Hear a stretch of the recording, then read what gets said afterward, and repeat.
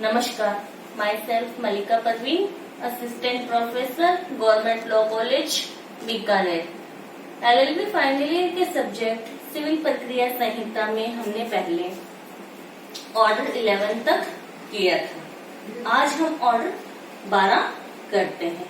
Order 12 क्या बताता है? स्वीकृतियां कि एक पक्षकार अगर कोई वाद पत्र में कोई बात कहता है और दूसरा पक्षकार रिटन स्टेटमेंट यानी अपना जवाब दावा जब फाइल करता है तो उसने वाद पत्र में कही गई बातों से अगर वो डिनाई करता है, अस्वीकार करता है, तभी तो क्या है, विवादक की उत्पत्ति होती है। विवादक क्या होता है? इश्यू इन मैटर, यानी एक पक्षकार द्वारा अभिवचन में कोई बात कही जाए और दूसरे पक्षकार द्वारा उस बात से डिनाई किया जाए या उस बात से इनकार किया जाए, तब विवादक की उत्पत्ति होती है या विवाद इशू उत्पन्न होता है, मैटर इन इशू उत्पन्न होता है। तो अगर एक पक्षकार वाद पत्र में कोई बात कह रहा है और दूसरा पक्षकार अगर उसे एक्सेप्ट कर लेता है, स्वीकार कर लेता है, तो क्या इश्यू फ्रेम होगा? विवादक विरचित किया जाएगा? नहीं, वहां पर विवादक की उत्पत्ति ही नहीं हो रही कि एक ने कोई बात की, दूसरा भी अगर उससे एग्री कर रहा है तो विवादक की उत्पत्ति नहीं होती है। ठीक है, तो अब स्वीकृति,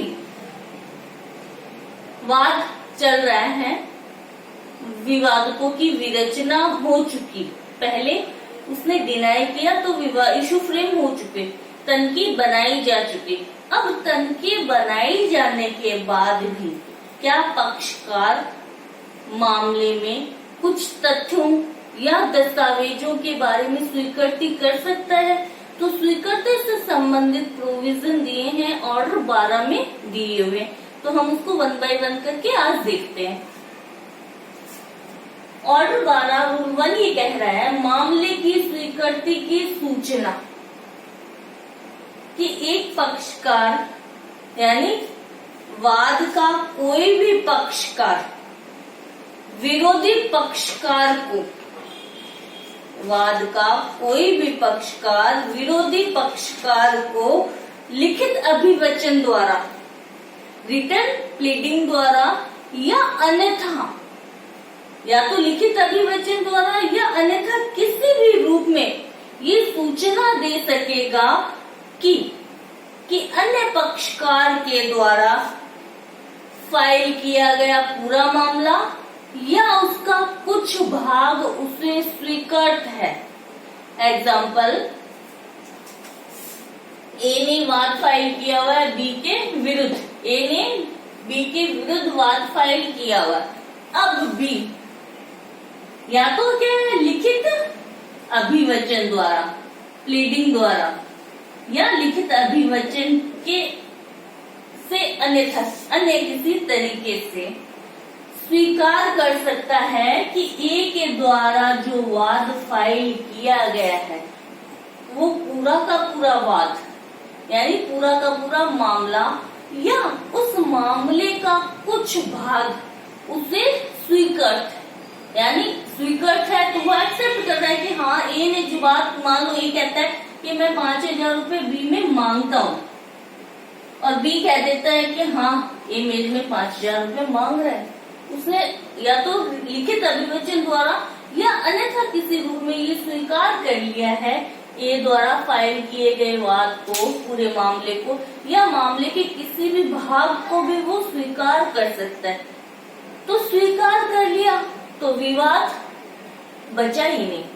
भारतीय साक्ष्य अधिनियम 1872, भारतीय साक्ष्य अधिनियम 1872 यानी एविडेंस एक्ट 1872 का सेक्शन 58 ये धारा 58 ये कहती है कि अगर कोई तथ्य पक्षकार या उसके प्लीडर के द्वारा स्वीकृत कर लिया जाता है, स्वीकार एडमिट कर लिया जाता है, तो फिर उस तथ्य को या उस दस्तावेज को न्यायालय में साबित करने की आवश्यकता नहीं रहती। यानी जो एडमिट ही कर रहा है, बी पूरी मामले के किसी भाग को एडमिट कर लिया, तो अब क्या उसको स्वीकार कर लिया तो क्या साबित करने की आवश्यकता पड़ेगी? नहीं। तो एविडेंस एक्ट का सेक्शन 58 कहता है कि अगर कोई तथ्य पक्षकारों में से किसी के द्वारा स्वीकार कर लिया जाता है तो उसे फिर साबित करने की आवश्यकता नहीं पड़ती है। अब आता है कि अभिवचन में स्वीकृति से क्या तात्पर्य है? कि अभिवचन यानी वाद पत्र या जवाबदार में अब प्लीडिंग में अगर कोई स्वीकृति करता है तो स्वीकृति का क्या तात्पर्य है? यानी तात्पर्य ये है कि विरोधी पक्षकार ने अभिवचन में कोई बात कही है, कोई प्रकथन किया है, एडवर्टाइजमेंट किया है, तो उसके द्वारा कही गई बात को स्वीकार करना अभिवचन में स्वीकृति माना जाता है। नेक्स्ट आता है इसमें कि स्वीकृति किन किन चीजों के बारे में की जा सकती है। स्वीकृति के प्रकार है कि स्वीकृति किस चीज के बारे में की जा सकती है। तो फर्स्ट आता है तथ्यों के संबंध में, फैक्ट के संबंध में, तथ्यों की स्वीकृति की जा सकती है कि ये वाला फैक्ट है या वो फैक्ट है। फैक्ट यानी तथ्यों के बारे में स्वीकृति की जा सकती है। मान लो ये कहता है, ये कह रहा है कि ये वाली लैंड, मान लो ये कहता है ये लैंड मेरी है और बी के विरुद्ध वाद संस्थित करता है, बी इस पे कब्जाधारी है। तो अगर बी ये स्वीकार कर लेता है कि हाँ लैंड तो इसकी है, मैं किराएदार हूँ, तो ये क्या स्वीकार कर रहा है? वो तथ्य फैक्ट को स्वीकार कर रहा है। यानी स्वीकृति तथ्यों के संबंध में की जा सकती। अब तथ्यों के संबंध में स्वीकृति किस तरीके से की जा सकती? तथ्यों के संबंध में स्वीकृति किस तरीके से की जा सकती? तो तथ्यों के संबंध में स्वीकृति दो प्रकार से की जा सकती है। या तो अभिवचन के माध्यम से की जा सकती है। तथ्यों के संबंध में स्वीकृति या तो अभिवचन यानी प्लीडिंग के माध्यम से की जा सकती है, या प्लीडिंग से अन्यथा भी स्वीकृति तथ्यों या फैक्ट के संबंध में की जा सकती। अब अभिवचन में यानी प्लीडिंग में तथ्यों के संबंध में स्वीकृति किस प्रकार की जाती है? सीधी सी बात है इसको समझने के लिए कि स्वीकृति किस चीज के बारे में की जा सकती है, किन चीजों के बारे में हो सकती है। तो स्वीकृति दो चीजों के बारे में की जा सकती है। फर्स्ट आता है तथ्यों के संबंध में, यानी तथ्यों की स्वीकृति की जा सकती है। सेकंड आता है दस्तावेजों की स्वीकृति की जा सकती है। फर्स्ट तथ्यों की स्वीकृति, सेकंड दस्तावेजों की स्वीकृति, दस्तावेजों के संबंध। अब तथ्यों के संबंध में स्वीकृति किस प्रकार से की जाती है? तथ्यों के संबंध में स्वीकृति किस प्रकार से की जाती? तो फर्स्ट आता है प्लीडिंग के माध्यम से, अभिवचन के माध्यम से स्वीकृति की जा सकती है। सेकंड आता है प्लीडिंग के अलावा यानी अभिवचन से अन्यथा भी स्वीकृति की जा सकती। प्लीडिंग में कैसे की जाएगी? अब यानी अभिवचन में स्वीकृति कैसे की जाएगी? या तो स्पष्ट रूप से की जाती, डायरेक्ट एक्सप्रेसली स्वीकार कर लिया जाता है। ए कहता है कि 5,000 रुपए मैंने बी को दिए, बी दे नहीं रहा, तो बी अगर एक्सप्रेस रूप से, स्पष्ट रूप से कहते हैं हाँ ए ने मुझे 5,000 रुपए दिए हुए हैं, तो ये क्या है? एक्सप्रेस रूप से वो अपने जवाब दावे में यानी अपने अभिवचन के माध्यम से स्पष्ट रूप से स्वीकार कर रहा है, एक्सप्रेसली स्वीकार कर सकता है, अभिवचन में स्पष्ट रूप से स्वीकार कर सकता है। किसके बारे में? फैक्ट के बारे में, तथ्यों के बारे में। सेकेंड आता है वो आणविक रूप से भी स्वीकृति दे सकता है अभिवचन में तथ्यों के संबंध में।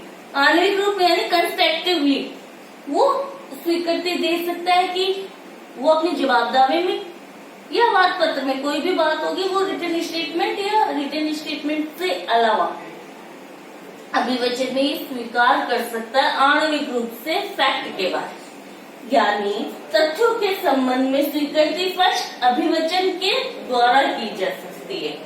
अभिवचन यानी प्लीडिंग के माध्यम से तथ्यों को स्वीकार किया जा सकता है। अब प्लीडिंग में स्पष्ट रूप से स्वीकार किया जा सकता है या आणविक रूप से स्वीकार किया जा सकता है। नेक्स्ट आता है इसमें तथ्यों के संबंध में अभिवचनों से अन्यथा भी स्वीकृति की जा सकती है, यानी लिखित जवाब दावे से अन्यथा, जो रूल 1 में मैंने बात बताई है कि कोई भी पक्षकार विरोधी पक्षकार के लिखित अभिवचन से में या अब उससे अन्यथा मामले को स्वीकार कर सकता है।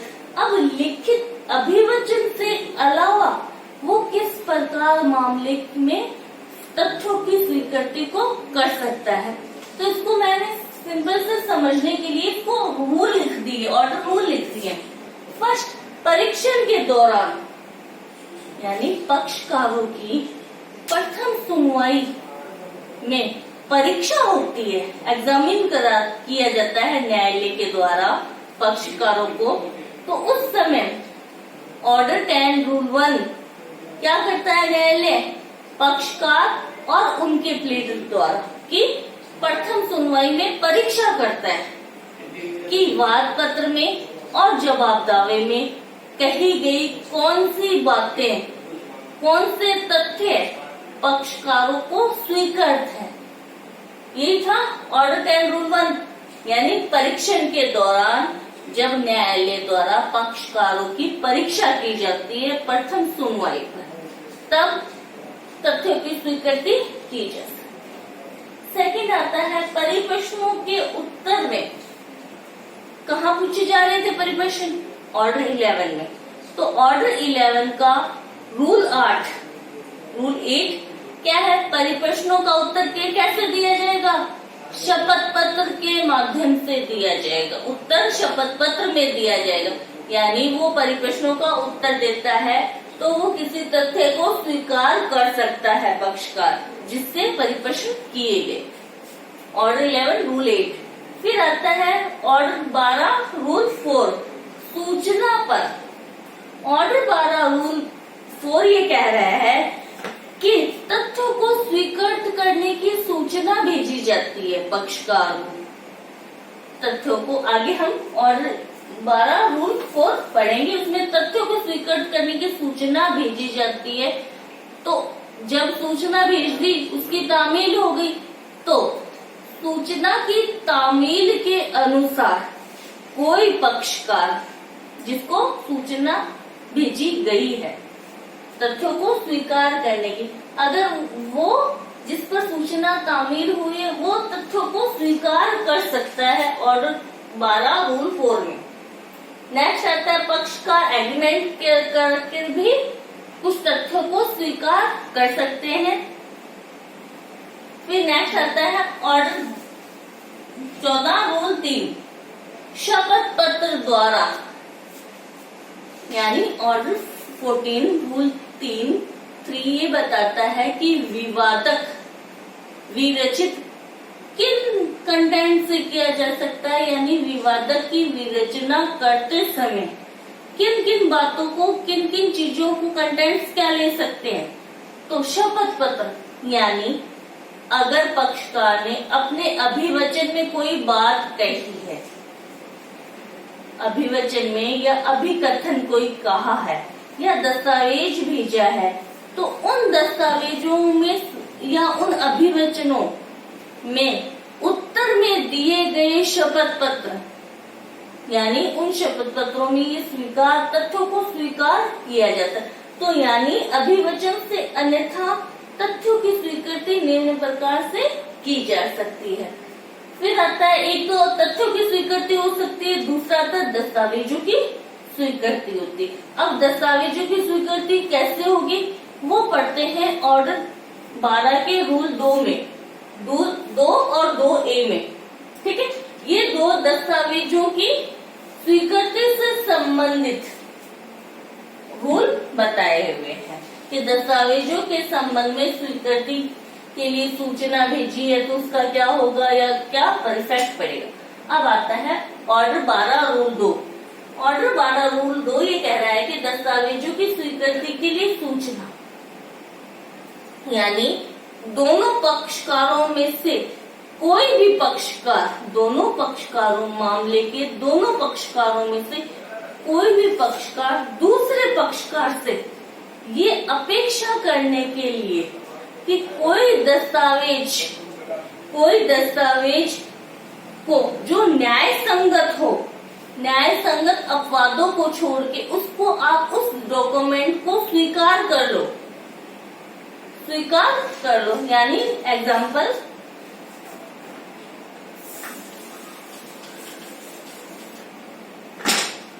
ए और बी के बीच में वाद चल रहा है, ठीक है। ए ने अगर अपनी जमीन से रिलेटेड हक दस्तावेज टाइटल की जो डॉक्यूमेंट है वो न्यायालय में फाइल किए हैं और बी कहता है नहीं ये हक दस्तावेज ए के नहीं है, तभी तो वाद चल रहा है। अगर वाद के दौरान दोनों पक्षकारों में से कोई भी पक्षकार दूसरे पक्षकार को दस्तावेज को स्वीकृत करने के लिए सूचना भेज सकता है, दस्तावेज को स्वीकृत करने, मान लो ए ने फाइल किए तो ए क्या है, सूचना भेजता है बी को कि मैंने जो डॉक्यूमेंट लगाए हैं आप ये स्वीकार कर लो कि ये डॉक्यूमेंट मेरी जमीन के हक दस्तावेज हैं या टाइटल से रिलेटेड डॉक्यूमेंट हैं, यानी सूचना भेजता है। वाद का कोई भी पक्षकार, यानी दोनों पक्षकारों में से कोई भी पक्षकार दूसरे पक्षकार को, यानी विरोधी पक्षकार को न्याय संगत अपवादों को छोड़ के किसी भी दस्तावेज को स्वीकृत करने के लिए सूचना भेज सकता है। अब सूचना भेज दी, सूचना की तामील, यानी ए ने सूचना भेजी बी के ये आप डॉक्यूमेंट को स्वीकार कर लो। सूचना की तामील की दिनांक से, जिसको सूचना भेजी गई की दिनांक से 7 दिन के भीतर उस दस्तावेज को स्वीकार करना होता है। अगर इन 7 दिनों में, सूचना की तामील की दिनांक से 7 दिन के भीतर उसको अपना आंसर देना होता है। अगर इन 7 दिनों के भीतर वो या तो दस्तावेज को स्वीकार करने से इनकार करता है या उपेक्षा करता है, नेग्लिजेंसी करता है जवाब देने में, स्वीकार करने में, या तो क्या है इनकार कर दिया कि मुझे ये डॉक्यूमेंट इस दस्तावेज की स्वीकृति मुझे स्वीकार नहीं है, यानी इनकार कर देता है दस्तावेज को स्वीकार कर, या आंसर देने में, रिप्लाई करने में उपेक्षा करता है, नेग्लिजेंसी करता है। तो जो पक्षकार इनकार कर रहा है या उपेक्षा कर रहा है वही पक्षकार उस दस्तावेज को स्वीकृत करने की जो सूचना भेजी है या उसका जो खर्चा आया है वो खर्चा उपेक्षा करने वाला या इनकार करने वाला पक्षकार ही भुगतेगा जब तक न्यायालय कोई अन्यथा निर्देश ना दे। यानी बी को कहा कि आप दस्तावेज की स्वीकृति कर लो, बी पर सूचना की तामील हो गई, तामील होने के 7 दिन तक बी कोई आंसर नहीं करता, रिप्लाई नहीं करता है या दस्तावेज को स्वीकार करने से इनकार कर देता है, तो वहां पर जो खर्चे जो लगे सूचना भेजने में या तामील के जो भी खर्चे लगे वो सारे खर्चे किसको भुगतने होंगे? जिसने दस्तावेज को स्वीकार करने से इनकार किया है या अब उपेक्षा की है। वहां न्यायालय अन्यथा कोई निर्देश ना दे तब तक उपेक्षा करने वाले या इनकार करने वाले पक्षकार को ही वो खर्चे देने होंगे, चाहे वाद का निर्णय किसी भी पक्षकार के फेवर या विरुद्ध में क्यों ना आए। यानी वाद का निर्णय चाहे कुछ भी क्यों ना हो, जिसने इनकार किया, जिसने उपेक्षा की, उसको वाद के खर्चे भुगतने होंगे, वो खर्चे भुगतने होंगे। नेक्स्ट इसमें आता है दस्तावेजों की स्वीकृति के लिए उसको वो खर्चे भुगतने होंगे। अब आता है order 12 rule 2A। Rule 2A कह रहा है कि दस्तावेजों को स्वीकृति करने की सूचना भेज दी, बी को सूचना भेज दी, समन की तामील बी पर हो गई, तामील हो गई तो बाद में क्या कहता है वो स्पष्ट रूप से इनकार नहीं कर रहा, वो उस दस्तावेज के बारे में स्पष्ट रूप से या विनिर्दिष्ट रूप से इनकार नहीं करता कि मुझे ये दस्तावेज स्वीकृत नहीं है, या वो क्या है अपने उत्तर को स्पेसिफाई नहीं बता पा रहा है या जवाब ही नहीं देता है कि मुझे ये दस्तावेज स्वीकार नहीं है। अगर उसने या तो जवाब नहीं दिया या मौन रहा या कहा मेरे को ये दस्तावेज उत्तर अपर्याप्त दिया, तो वहां पर इनकार नहीं करता, यानी विनिर्दिष्ट रूप से स्पेसिफाइड रूप से वो विनिर्दिष्ट रूप से इनकार नहीं करता है उस दस्तावेज को स्वीकार करने से। तो वहां पर न्यायालय उस दस्तावेज को जिसको सूचना भेजी गई थी उसके पक्ष में स्वीकार किया हुआ माना जाएगा, स्वीकार किया हुआ माना जाएगा। अर्थात वो कोई पूरे के पूरे डॉक्यूमेंट को स्वीकार करे या उसके भाग को भी स्वीकार कर सकता है, लेकिन उसने कोई आंसर नहीं दिया, स्पेसिफाइड रूप से डिनाई नहीं किया कि मुझे ये दस्तावेज स्वीकार नहीं है, विनिर्दिष्ट रूप से मना नहीं किया, तो न्यायालय क्या करता है उस दस्तावेज को स्वीकार किया हुआ माना जाएगा। और अगर विनिर्दिष्ट मना नहीं कर रहा है या आंसर नहीं दे रहा है या रिप्लाई नहीं कर रहा है, तो जो खर्चे लगेंगे सूचना भेजने के, तामील कराने के, वो खर्चे जो डिनाई कर रहा है, जो उपेक्षा कर रहा है, जो इनकार कर रहा है, उसी के द्वारा भुगते जाएंगे। वो वाद के खर्चे होंगे और वो उसी पक्षकार द्वारा भुगते जाएंगे। नेक्स्ट आता है ऑर्डर 12 रूल 3A। स्वीकृति के अभिलेखन की न्यायालय की शक्ति, स्वीकृति के रिकॉर्ड को न्यायालय के लिखने की शक्ति क्या है। मान लो कोई वाद चल रहा है और वाद चलने के दौरान न्यायालय ने ऑर्डर 12 रूल 2 के अधीन दस्तावेजों को स्वीकृत करने के लिए कोई सूचना पक्षकार को नहीं भेजी, यानी न्यायालय ने ऑर्डर 12 रूल 2 के अधीन कोई सूचना पक्षकारों को भेजी ही नहीं, सूचना नहीं दी, लेकिन कार्रवाई चल रही है और कार्रवाई चलने के दौरान वाद के किसी भी प्रक्रम में, यानी कोई भी स्टेज हो वाद की, उसमें पक्षकार के आवेदन पर या न्यायालय सब प्रेरणा से सुओ मोटो किसी भी पक्षकार को जो न्यायालय में उपस्थित है, जो न्यायालय में एट प्रेजेंट उपस्थित है, उसे दस्तावेजों को स्वीकार करने के लिए कह सकता है।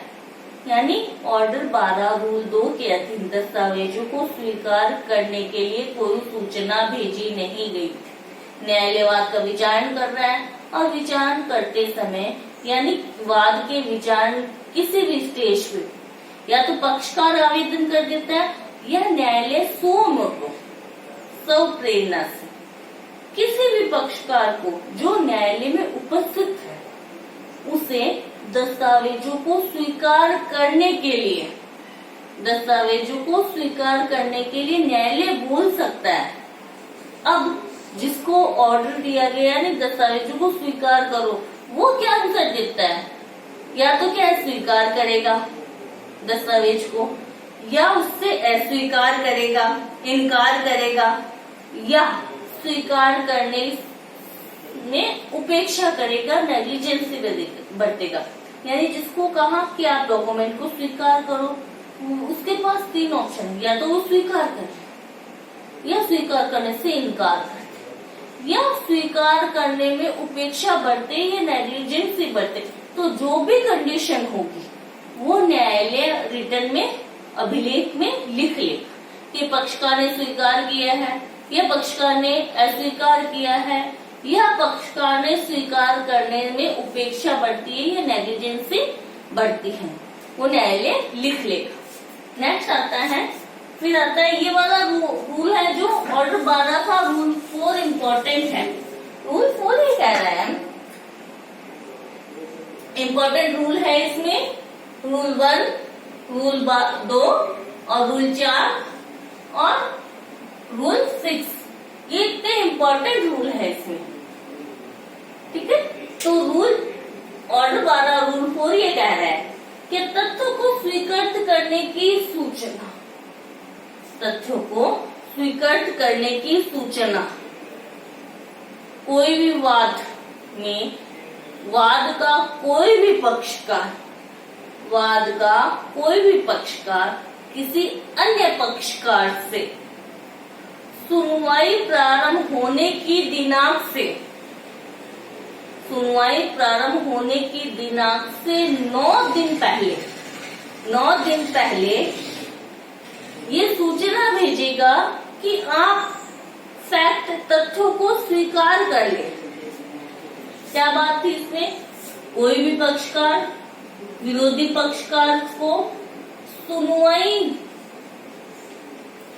प्रारंभ होने की दिनांक से, सुनवाई प्रारंभ, सुनवाई कौन सी थी, ऑर्डर 10 रूल 1 वाद की प्रथम सुनवाई, यानी वाद की सुनवाई प्रारंभ होने से 9 दिन पहले, 9 दिन पहले ये सूचना भेजेगा कि आप तथ्यों को स्वीकार कर लो, तथ्यों को स्वीकार कर लो।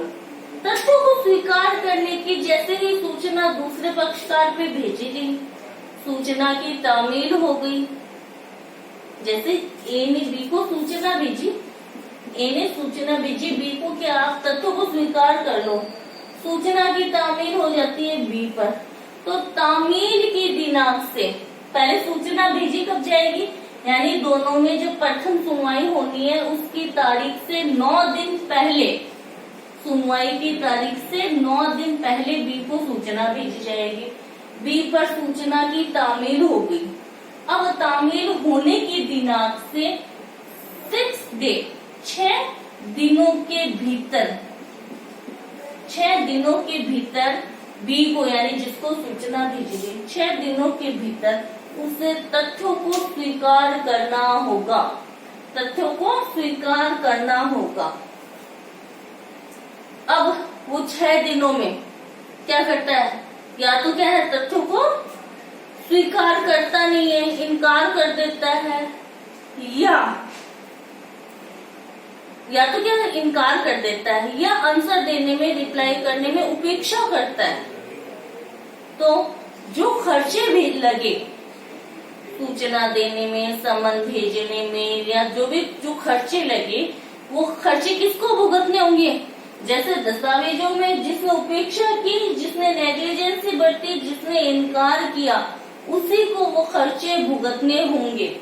अगर 6 दिनों में बी जवाब नहीं देता है, तथ्यों को स्वीकार नहीं करता है, इनकार करता है, उपेक्षा बरतता है, तो सूचना देने में, समन तामील कराने में जो भी खर्चे लगे वो उस पक्षकार, यानी इनकार करने वाले और उपेक्षा करने वाले पक्षकार द्वारा भुगते जाएंगे, जब तक कि न्यायालय अन्यथा कोई निर्देश ना दे। इसके साथ में चाहे वाद का निर्णय कुछ भी क्यों ना आए, जिसने इनकार किया, जिसने उपेक्षा की, उसे वो खर्चे भुगतने होंगे। ठीक है। अब आता है कि मान लो बी ने स्वीकृति दे दी तथ्यों के संबंध में, बी ने ए ने कहा, सूचना भेजी कि इन तथ्यों को आप स्वीकार कर लो। 6 दिन थे बी के पास सूचना तामील होने की दिनांक से। इन 6 दिनों में बी उन तथ्यों को स्वीकार कर लेता है, तो बी द्वारा स्वीकृत किए गए तथ्यों को उसके विरुद्ध उसी वाद में ही काम में लाया जाएगा।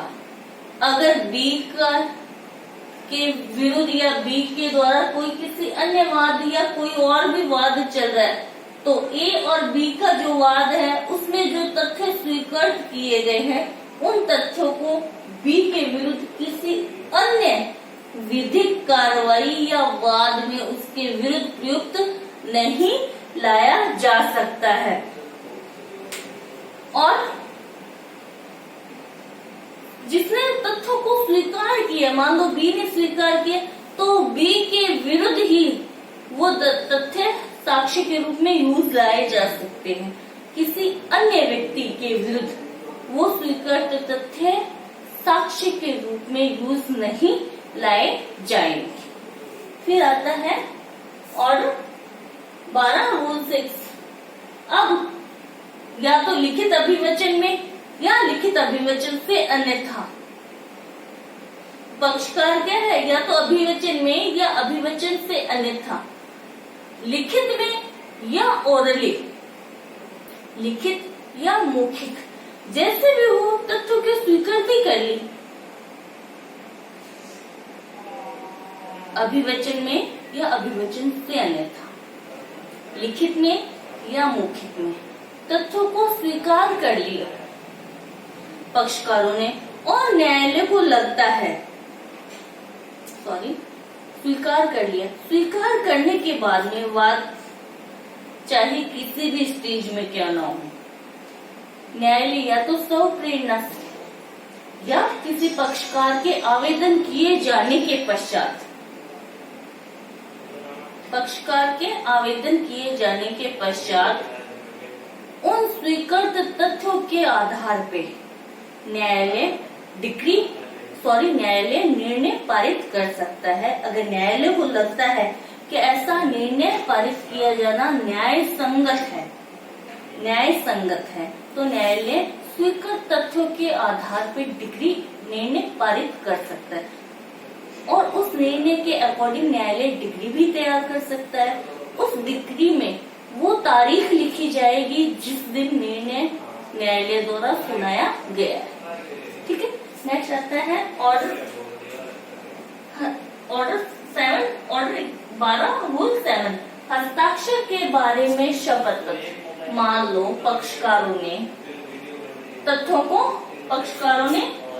को स्वीकार कर लिया हस्ताक्षर के द्वारा, पक्षकारों ने तथ्यों को स्वीकार किया है हस्ताक्षर करके। अब उस हस्ताक्षर को साबित कैसे किया जाएगा, तो उस हस्ताक्षर को प्लेडर या प्लेडर के लिपिक द्वारा शपथ पत्र पेश करके उस हस्ताक्षर को साबित किया जा सकता है। नेक्स्ट आता है ऑर्डर 12 रूल 8। दस्तावेजों को पेश करने के लिए सूचना। न्यायालय वाद के किसी भी पक्षकार को दस्तावेजों को पेश करने के लिए सूचना भेज सकता है, और उस सूचना के अकॉर्डिंग अगर पक्षकार डॉक्यूमेंट को पेश कर देते हैं सूचना के अनुसार, पेश करने के साथ में वो मूल प्रति पेश करते हैं और उसके साथ में एक शपथ पत्र भी पेश करते हैं। प्लेडर या उसके किसी लिपिक ने अगर वो शपथ पत्र पेश कर दिया तो माना जाएगा पक्षकारों ने उस दस्तावेज को पेश कर दिया जिसको पेश करने के लिए सूचना की गई थी। फिर आता है ऑर्डर 12 रूल 9 खर्चे।